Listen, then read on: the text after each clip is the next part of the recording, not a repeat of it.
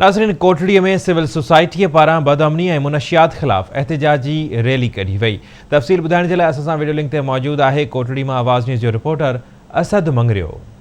कोटड़ी में वधंदड़ बदअमनी ऐं सरेआम मंशियात जे विकिरो थियण ख़िलाफ़ सिविल सोसाइटी पारां जेको आहे कोटड़ी अलमदीना चौक खां जेको आहे डिस्ट्रिक्ट प्रेस क्लब ताईं जेको आहे रैली कढी सख़्त नारेबाज़ी कई वई आहे।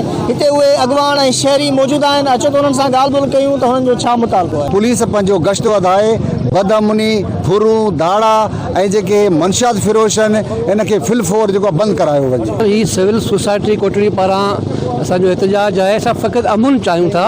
कोटड़ी जे शहरनि खे अमुन ॾियो, कोटड़ी जे नौजवाननि खे मुनशियात जे लानत खां बचायो। हिते पुलिस जे सरपरस्ती में लतीफ़ चौक, नागो लैन, मकरानी पाड़ो कहिड़ा शहर में जेको आहे सो मुनशियात हले पियो।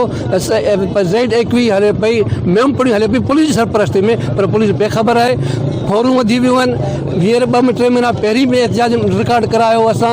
वरी साॻी मोबाइल फोरूं औरतुनि खां जेको आहे पर्स फुरिया पिया वञनि, पर असांजे नाल इंतिज़ामिया निंड पई आहे ऐं को बि जेको आहे अमल न पियो थिए। मजबूर थी असीं पंहिंजे अमुन जे लाइ, पंहिंजे तहफ़ुज़ जे लाइ निकिता आहियूं। गुज़िरियल कई ॾींहं खां ईअं चइजे त गुज़िरियल कई महीननि खां कोटड़ी में बदअमनी, मंशियात फ़रोशी ऐं ॿियूं बि कई संगीन जेके ॾोह आहिनि उन्हनि में इज़ाफ़ो थी रहियो आहे, पर इंतिज़ामिया अॻो निंड सुतल आहे।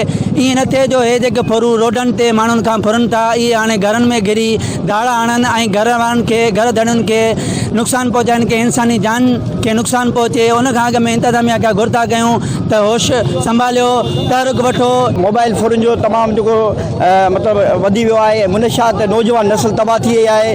तालीम याफ़्ता नौजवान नशे ते लही पिया आहिनि ऐं महिरबानी करे असां पुरज़ोर मुतालबो था करियूं फौरी नोटिस वरितो वञे। तव्हां सिविल सोसाइटी ऐं शहरनि जी ॻाल्हि ॿोल जंहिंजो चवणु हो त गुज़िरियल केतिरे अरसे खां वठी जेको आहे चोरियुनि फुरनि में जेको आहे वाधारो अची वियो आहे। कोटड़ी जे हर गली हर इलाइक़े में जेको आहे सरेआम मंशियात विकिरो थी रही आहे ऐं नौजवान नस्ल जेको आहे उहो तबाह थी रहियो आहे। हिननि सिंध जे IG ऐं DIG हैदराबाद SSP जामशोरो खां मुतालबो कयो आहे त कोटड़ी में अमुन कराए, मंशियात बंदि कराए, नौजवान नस्ल खे जेको आहे बचायो।